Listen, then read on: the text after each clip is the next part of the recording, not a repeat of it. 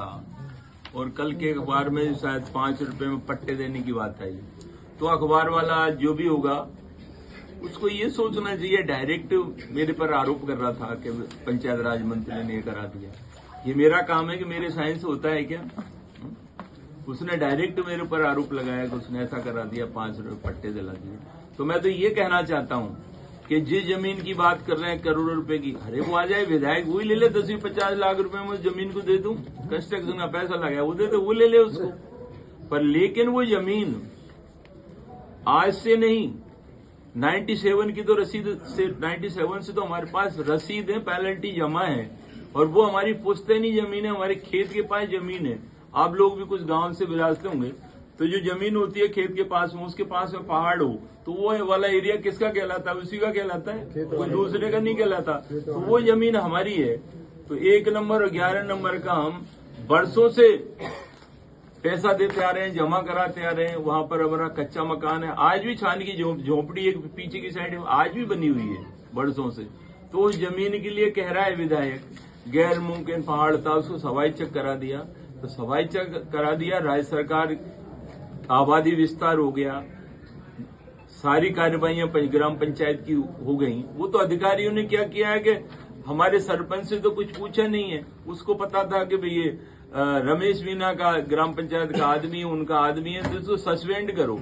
तो वो क्या टेक्निकल बिंदु आपने भी देखे होंगे कि एक वार्ड पंचों की कमेटी की मीटिंग नहीं की, जनसभा में नहीं लिया, मतलब साधारण सभा की मीटिंग में नहीं लिया, और कागज उपलब्ध नहीं करवाए, फाइल उपलब्ध नहीं करवाए, और डायरेक्ट मंत्री महोदय ने भी बिना कारण बताए, बिना नोटिस दिए पदच्युत कर दिया, निलंबित नहीं, प्रशासक को हटा ही दिया। तो ये भी क्या है कि मंत्री जी को ये पता नहीं है कि भाई कोई फाइल पे तो कुछ और लिखा है, संभागीय आयुक्त से जांच करवाएं, जो फाइल किससे हमें पता किया, क्या जांच करा लें। उसने कहा कि भाई ये तो ध्यानाकर्षण 131 लगाए, इसको पद से हटा दो।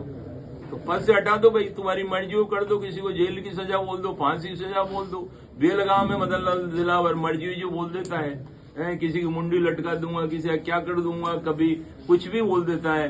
कभी कहा हमारे डोटा सारा के लिए जेल भेज दूंगा, आज तक तो जेल गया नहीं है, कोई कार्रवाई हुई नहीं है।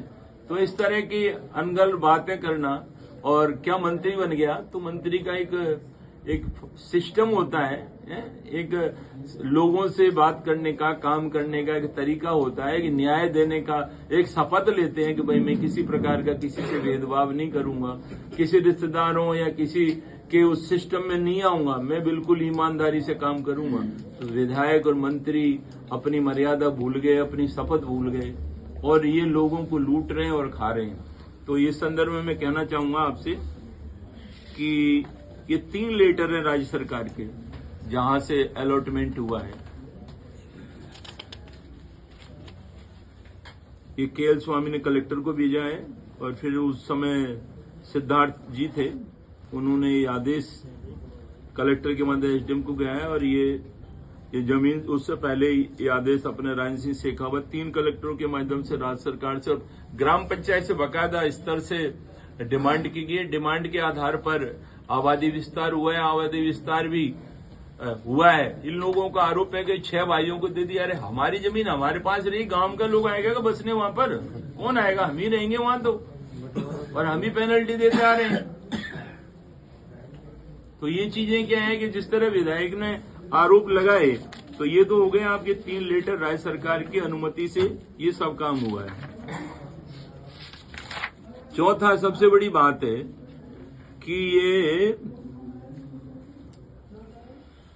कलेक्टर और जिला मजिस्ट्रेट करौली के प्रता क्रमांक राजस्व 2021 27/13/18 दिनांक 15/9/2021 के अनुसार प्रशासन गांवों के संग अभियान के शिविर में पट्टे दिए गए हैं, जिसमें विभिन्न विभागों के अधिकारी थे। उसमें देखो आप, प्रदीप कुमार चौमाल, विजय सिंह मीना जो अभी लगा है, भोलाराम बेरवा तहसीलदार, और जितने भी अधिकारी हैं जो ब्लॉक के, उनके सबके साइन हैं। अभी रुको, सबके साइन है, इसमें कंप्लीट है। तो पूरी कार्रवाई हुई है। उस कार्रवाई में जो लिखा है उन्होंने कि किसी को कोई आपत्ति हो, कोई बात हो तो शिविर में पट्टे दिए। सरपंच ने कोई अकेले बना के छुपके से नहीं दे दिए, इस शिविर में पट्टे दिए गए हैं जहां पर सारे अधिकारी थे और उन अधिकारियों के साइन हैं। ये सबसे बड़ी बात है। शिविर अकेला देता तो आप लोग भी सोचते कि यार अकेला दे दिया। और भी निर्णय लिए गए हैं जो विकास के कार्यों के उसमें। और ये ग्राम पंचायत की बैठक हुई है, 2-3 बार बैठक हुई है और उसमें वार्ड पंचों की कमेटी गठित करते हैं, मौके पे जाती है। उसके बाद जो नोटिस दिया जाता है उस सारी उसकी कार्यवाही पूरी की गई है। इसमें किसी प्रकार की कोई कोताही नहीं बरती गई है। तो नियमानुसार हमें पट्टे दिए गए हैं। तो लोग कह रहे हैं कि भाई इसने 5 रुपए में ले ली या 10 रुपए में ले ली तो इससे हमारे घर में मैं मंत्री हूं या मेरा भाई जिला प्रमुख है तो मेरा भाई गरीब नहीं हो सकता है क्या? कोई भी आदमी माइका लाल कह दे कि रमेश मीणा ने किसी से 1 रुपया लिया हो, यहाँ की नहीं करौली नहीं पूरे राजस्थान में चैलेंज करता हूँ किसी से 1 रुपया लिया हो तो मेरे भाई हैं जैसे आज भी हैं मेरी स्थिति। और हम सब लोग काम भी करते हैं अच्छा और अलग अलग सब रहते हैं, व्यवस्था अपनी देख रहे हैं। लेकिन भाइयों का नाम लेकर मुझे डराने का जो प्रयास विधायक कर रहे हैं उस छोड़ दे। सपने आना नहीं, सपने ऐसे आएंगे कुछ समय बाद कि तुझे मुंह छिपाने के लिए जगह नहीं मिलेगी। हमने तो काम किया है, नियमानुसार काम किया है, लेकिन आप लोग जो काम कर रहे हो, अवैध रूप से लोगों से पैसा कमा रहे हो, लोगों को धमका रहे हो, वो सब चीज रिकॉर्डेड है, सब सबूत हैं। थोड़ा 1 साल से निकल जाएगा जब भी पता लगेगा। ये नहीं है कि भाई तुम राज में हो तो राज लोकतंत्र में कोई लोकतंत्र का गला थोड़ी घोट देगा कि जबरदस्ती किसी को मार देगा और मर्जी हो जो करा दोगे तो कुछ नहीं हो सकता। और जब हम पीछे पड़ जाएंगे, हम तो शांति से बैठे थे, अपना काम कर रहे थे कि भाई ठीक है अभी हम इंटरेस्टेड नहीं है पॉलिटिक्स में, लेकिन हम आपके पास इसलिए आना पड़ा कि उसने झूठा आरोप लगाया। सच्चा होता तो हम कहते थे भाई सच्चा है, हमारे खिलाफ कार्रवाई करो। और अवैध रूप से हमने कोई काम गलत नहीं किया है। और ये रसीदें हैं आपको, खसरा नंबर 1 की आपको बता रहे हैं जो 97 से लेकर ये 5-7 साल की हैं। हमारे पिताजी से पहले के समय की ये रसीदें पेनल्टी की लगी हुई हैं इस पे, जिसपे हम काबिज थे। 1 नंबर की लगाई है, 11 नंबर और है इसमें। तो दोनों की हम रसीद जमा कराते आए और भाइयों के नाम। तो उसके बाद कह रहे हैं कि भाई गरीब को दे। तो हमारे एक परिवार में महिला विडो है, वो बीपीएल में है, पात्रता चाहिए, गरीब चाहिए, कोई भी चाहिए और हम काबिज हैं तो हमें ही मिलेगा उसका पट्टा, किसी दूसरे को थोड़ी मिलेगा। और गांवों में रही बात, वो तो हमारा पट्टा बनवा लिया गलती से। हमारा गांव दूसरे गांव बसे हुए हैं, किसके पास पट्टा है? बसे हुए हैं, चारा गांव बसा हुआ है, कोई हवाई चक्र में बस हुआ है, किसी के पास पट्टे नहीं है। लेकिन हमने कहा भाई आबादी विस्तार करो, ये हो रहा है। मेरे पास में भी और लोग रह रहे हैं, अभी मकान बना हुआ है और उससे आगे भी लोग रह रहे हैं जहां पर ये बात कर रहे हैं दुकान मकान की। दुकान में कोई कॉमर्शियल यूज नहीं हो रहा। एक भाई के पास करीब 36 बाई 40 का टुकड़ा है, 235 वर्ग मीटर है, जिसको कहना है कि अरे करोड़ों की बेशकीमती जमीन। अरे आप ले लो यार, उसमें से 2-4 दुकान कमीशन की चाहिए तो ले जाओ। यही है क्या मतलब है? क्योंकि जो हमारे लोगों से तुम पैसा ले रहे हो, कमीशन खा रहे हो बिना मतलब की, तो रमेश मीणा तो एक दमड़ी नहीं देने वाला आपको, क्योंकि अपन ने रमेश मीणा ने कोई गलत काम नहीं किया और काम किया है आपने गलत तो उसको भुगतना पड़ेगा। और जनता भी आज जान चुकी है पूरी तरह से। और हमने जो भी मुद्दे उठाए हैं बिना प्रूफ और बिना सबूत के हम कोई बात नहीं करते। जितनी बात की है उसके कागज है हमारे पास में। और जो इन्होंने आरोप लगाया कि भाई इस तरह फर्जीवाड़ा कर लिया, 5-5 रुपए में कर लिया, वो तय हुआ उस दिन। मैं तो कोई शिविर में था नहीं जो कह देता भाई इसको कम कर दो या ज्यादा कर दो, वहां तय हो गया। लेकिन आज 100 साल से वो पुश्तैनी जमीन है जिसपे कब्जा है, पट्टे मिल गए तो उस पर आज किसी दूसरे को पट्टे दे देते तो वो क्या रहने आ जाएगा क्या? वहां पर रहेंगे तो हम ही, हमारी जमीन है और हमारे एक ही पुश्तैनी मकान है। एक भाई एक्सपायर हो गया, 6 हैं हम, तो पुश्तैनी मकान से जब बाहर निकलेंगे तो मकान दूसरा चाहिए ही नहीं चाहिए। तो ये रिपोर्ट अधिकारियों से न करवा कर और ऐसी रिपोर्ट तकनीकी बना करके, भाई राज्य सरकार को तो कुछ कर नहीं सकते कि रेवेन्यू डिपार्टमेंट ने की है, अलॉट कर दी, विस्तार कर दिया, सरपंच पे गाज गिरा दी कि भाई इसको सस्पेंड कर दो, जो बात ठंडी हो जाएगी। क्यों? पहले इन्होंने तहसील को रुकवाया, तहसील नहीं जा पा रही थी, रोक दिया इन लोगों ने। और हमने प्रशासन से, माननीय मुख्यमंत्री से, विधानसभा में भी बात की हमारे लोगों से सबसे कि भाई ये शिफ्ट हो जाए, नई बन गई है, पुरानी जगह टूटी हुई है। तो हमारी सुनवाई हो गई लोगों की, तो तहसील शिफ्ट हो गई। अब हम कहना चाहते हैं विधायक महोदय से कि उप जिला अस्पताल की घोषणा हो गई, 40 करोड़ रुपए वित्तीय स्वीकृति हो गई, और सीएम साहब नारेश्वर आए थे जब कहा था कि 40 करोड़ रुपए दिए उप जिला अस्पताल को। तो हम ये नहीं कह रहे कि हमारी जगह अलॉटमेंट की हुई है, उस जगह बना दो, तुम्हारी मर्जी हो जहां बना दो, लेकिन ठेकेदार पैसा नहीं दे रहा उसको, तो वो नहीं बन रही।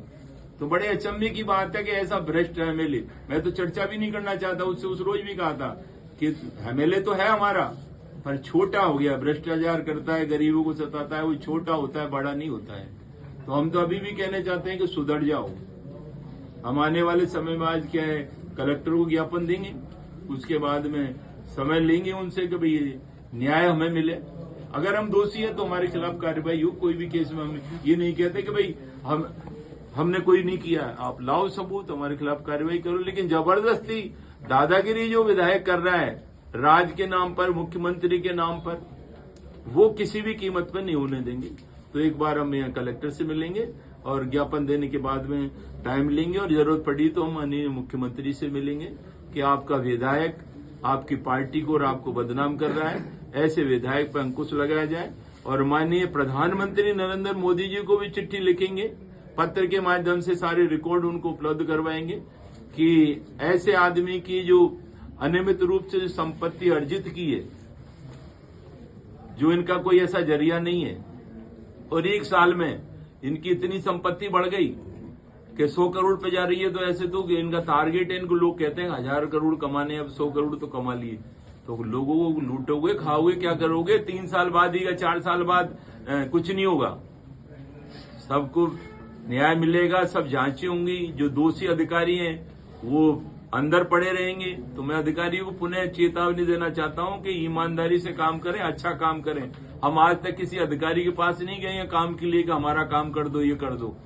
लेकिन अब स्थिति ऐसी बन गई है कि लोग, जनता कहने लगी है कि हम बहुत परेशान हैं और हमारे काम बिना पैसे के होते नहीं है, कोई सुनवाई नहीं होती। हालांकि हमारे जो अधिकारी बैठे हैं यहाँ पर बिल्कुल ठीक काम कर रहे हैं, मेरी नजर में ज्यादा तो नहीं मिलता, पर बात जो आती है कि ठीक है काम कर रहे हैं। लेकिन जो नीचे का सिस्टम बिगड़ा हुआ है, या एमएलए के माध्यम से जो पोस्टिंग दी हुई है, वो भ्रष्टाचार कर रहे हैं। तो हमारे पास भी ऐसे सिस्टम है कि वो थोड़े दिन में पकड़े जाएंगे, ईसीबी के माध्यम से या अन्य तरीकों के माध्यम से लाइन पे आ जाएंगे, तो उनकी नौकरी खतरे में पड़ जाएगी। तो ये मेरा निवेदन था आप लोगों से। पर मैं ये भी कहना चाहता हूँ, हाँ, क्या बोल रही है भाई?